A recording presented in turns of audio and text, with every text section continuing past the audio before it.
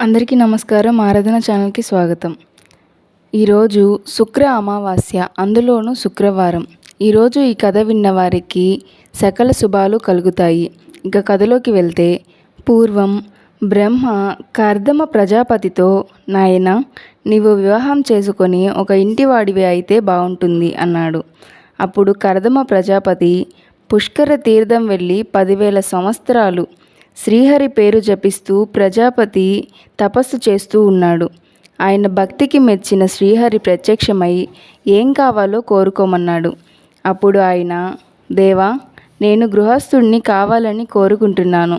నాకు ఒక గుణవంతురాలు అయిన యువతిని భార్యగా ప్రసాదించు అన్నాడు. అప్పుడు శ్రీహరి, బ్రహ్మవర్త దేశంలోని సప్తద్వీప చక్రవర్తి అయిన స్వయంభువు మునువు తన కుమార్తెతో నీ దగ్గరికి వస్తాడు. ఆమెను వివాహం చేసుకో. ఆమె వల్ల నీకు 9 మంది కుమార్తెలు, ఒక కుమారుడు పుడతారు. ఆ కుమారుడు నా అంశతో జన్మిస్తాడు అని చెప్పి మాయమవుతాడు. తరువాత కొంతకాలానికి శ్రీహరి చెప్పినట్లుగా స్వయంభువు మునువు తన భార్య శతరూప, కుమార్తె దేవహూతిలతో కర్దమ ప్రజాపతిని చేరుకొని, నా కుమార్తె నారదుని వలన నీ గురించి విని నీపై ప్రేమ పెంచుకునింది. దయచేసి నీవు నా కుమార్తెను తప్పక వివాహం చేసుకోవాలి అని అడిగాడు. అప్పుడు కర్దమ ప్రజాపతి, సార్వభౌమ, నీవు కోరిన విధంగా నేను నీ కుమార్తెను వివాహం చేసుకుంటాను. కానీ ఆమె సంతానవతి కాగానే ఆమెను విడిచి వెళ్ళిపోతాను అన్నాడు. అందుకు అంగీకరిస్తేనే నేను నీ కుమార్తెను వివాహం చేసుకుంటాను అన్నాడు. కర్దమ ప్రజాపతి కోరికను అంగీకరించి స్వయంభువ మనువు తన కుమార్తె దేవహూతిని ఆయనకిచ్చి వివాహం చేసి తాను తిరిగి తన రాజ్యానికి వెళ్ళిపోయాడు. కర్దమ ప్రజాపతి చెప్పిన విధంగా దేవహూతి బిందు సరోవరంలో స్నానం చేసింది. దేవకన్యలు వచ్చి ఆమెను అలంకరించారు. తరువాత కర్దమ ప్రజాపతి తన యోగ బలంతో ఒక దివ్య విమానం తెప్పించాడు. దానిలో కర్దమ ప్రజాపతి, దేవహూతి కూర్చొని గగన మార్గాన పయనించి మేరు పర్వతంపై దిగారు. వారు కొంతకాలం అక్కడే ఉండి సంసార సుఖాలు అనుభవించారు. కొంతకాలానికి దేవహూతికి 9 మంది ఆడపిల్లలు పుట్టారు. అప్పుడు కర్దమ ప్రజాపతి ముందు చెప్పిన విధంగా ఆమెను వదిలిపెట్టి పోవాలని అనుకున్నాడు. అప్పుడు దేవహూతి భర్తతో, నాదా, వీరు ఆడపిల్లలు. వివాహమైన తరువాత భర్తతో అత్తారింటికి పోవాల్సిన వారు. మన వద్ద ఉండి అండగా నిలబడేది కొడుకే కదా. పుత్ర సంతానం ముఖ్యం కదా అంది. అప్పుడు కర్దమ ప్రజాపతి ఆలోచించి ఆమె వద్దనే మరికొంతకాలం ఉన్నాడు. కొంతకాలానికి వారికి ఒక కుమారుడు పుట్టాడు. ఆ సమయంలో దేవతలు పూలవాన కురిపించారు. అప్సరసలు నాట్యం చేశారు. బ్రహ్మ ఇతర ఋషులతో వచ్చి ఆ శిశువును దీవించాడు. అతడికి కపిలుడు అని పేరు పెట్టాడు. కర్దమ ప్రజాపతిని, అతని కుమార్తెలను తన వెంట వచ్చిన ఋషులకు ఇచ్చి వివాహం చేయమని చెప్పాడు. బ్రహ్మ చెప్పిన విధంగా కర్దమ ప్రజాపతి తన 9 మంది కుమార్తెలను బ్రహ్మతో పాటు వచ్చిన ఋషులకు ఇచ్చి వివాహం చేశాడు.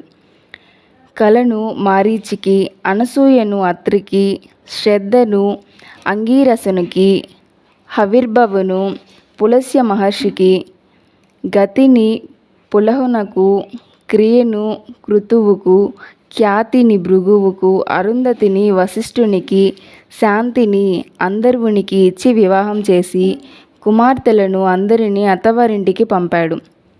కొంతకాలం గడిచినాక కర్దమునికి సంసారం పట్ల విరక్తి కలిగి కుమారుణ్ణి పిలిచి, నా అదృష్టం కొద్దీ నీవు నా కుమారుడిగా జన్మించావు. నీ వల్ల నా వంశం ధన్యమైంది. ఇక నేను అడవికి వెళ్ళి తపస్సు చేసుకుంటాను. నాకు జ్ఞానం ఉపదేశించు అన్నాడు. అప్పుడు కపిలుడు కర్దమునితో, తండ్రి, నేను అవతరించినదే జ్ఞాన ఉపదేశం చేయడానికి. శ్రీహరిని అయిన నన్ను ధ్యానించితే భక్తి కలుగుతుంది. భక్తి వల్ల జ్ఞానం, జ్ఞానం వల్ల వైరాగ్యం కలుగుతుంది. తాను చేసిన అన్ని కర్మఫలాలను నాకు సమర్పించి నిర్వాకురుడివై నన్ను జ్యోతి రూపంలో ధ్యానించిన వారు తప్పక మోక్షం పొందుతారు అని చెప్పాడు. కర్దముడు అడవికి వెళ్ళి శ్రీహరిని ధ్యానిస్తూ చివరికి దేహాన్ని విడిచాడు. కొంతకాలం గడిచిన తరువాత దేవహూతి కపిలునితో, కుమారా, నాకు ముక్తి పదాన్ని తెలుపు అని అడిగింది. అప్పుడు కపిలుడు, అమ్మా, నీవు తప్పనిసరిగా ముక్తి పదాన్ని పొందుతావు. నీవు ఈ ప్రాపంచిక విషయాలపై మనస్సు పోనీయక కేవలం శ్రీహరిపైనే మనస్సు నిలుపు. నీవు మమకారం అనే బంధాన్ని తొలగించుకో. అంతరంగ శత్రువులైన కామ, క్రోధ, లోభ, మద, మాత్సర్యాలను జయించగలుగుతావు. మనస్సు ప్రశాంతంగా ఉంటుంది. సుఖదుఖాలు ఉండవు. ప్రకృతికి అతీతంగా ఉండే పరమ పురుషునిపై మనస్సు నిలిపి ధ్యానం చేయవచ్చు. దానివల్ల భక్తి, జ్ఞానం, వైరాగ్యం క్రమంగా వస్తాయి. అదే ముక్తిపదం అని చెప్పాడు. అప్పుడు దేవహూతి, కుమారా, ఈ ప్రపంచానికి ప్రకృతి, పురుషులు కారకులు అంటారు కదా, వారి మధ్య భేదం ఉన్నదా అని అడిగింది. అప్పుడు కపిలుడు, తల్లి, పరమపురుషుడు నిర్గుణుడు, నిర్వాకరుడు. ఆయనను ధ్యానించేవారు ముముక్షువులు. కానీ ప్రకృతి 24 తత్వాలు కలిగి ఉంటుంది. పంచభూతాలు, భూమి, జలం, అగ్ని, వాయువు, ఆకాశం. ఈ పంచభూతాల గణాలు అయిన శబ్దం, స్వరం, రూపం, రసం, గంధం. 10 ఇంద్రియాలైన త్వక్షు, చక్షువు, స్తోత్రం, జిహ్వ, గ్రాణం, వాక్కు, పాణి, పాదం, పాయువు, ఉపస్థలు. 4 అంతఃకరణాలు, మనస్సు, బుద్ధి, చిత్తం, అహంకారం. మొత్తం 24 తత్వాలు ప్రకృతిలో కలిసి ఉంటాయి. అంతేకాక 25వ విశేషంగా కాలం కూడా చేరుతుంది. ప్రకృతితో పురుషుడు చేరినప్పుడు ఆయన సగుణుడు అవుతాడు.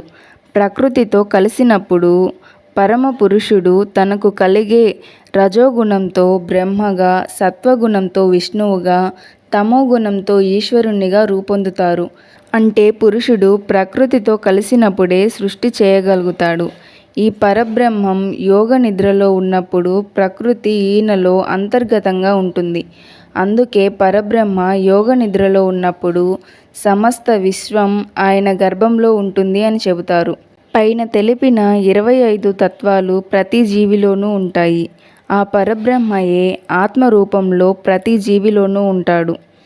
అందువల్ల ఈ విశ్వం అంతా ఆయనలో ఉన్నదని, ఈ విశ్వం అంతటా ఆయన ఉన్నాడని తెలుసుకొని ఆయనను ధ్యానిస్తే ముక్తి కలుగుతుంది అని చెప్పి దేవహూతికి జ్ఞానోపదేశం చేశాడు. ఆ తరువాత దేవహూతి అడవికి పోయి తపస్సు చేసి చివరకు మోక్షం పొందింది. కపిలుడు కూడా తపోవనానికి వెళ్ళిపోయాడు. ఇది కపిలుని జన్మ వృత్తాంతం. ఇంతటితో ఈ వీడియో పూర్తయింది. ఈ వీడియో మీకు నచ్చినట్లయితే లైక్ చేయండి, షేర్ చేయండి. ఇలాంటి మరిన్ని వీడియోల కోసం మన ఛానల్ని సబ్స్క్రైబ్ చేయండి.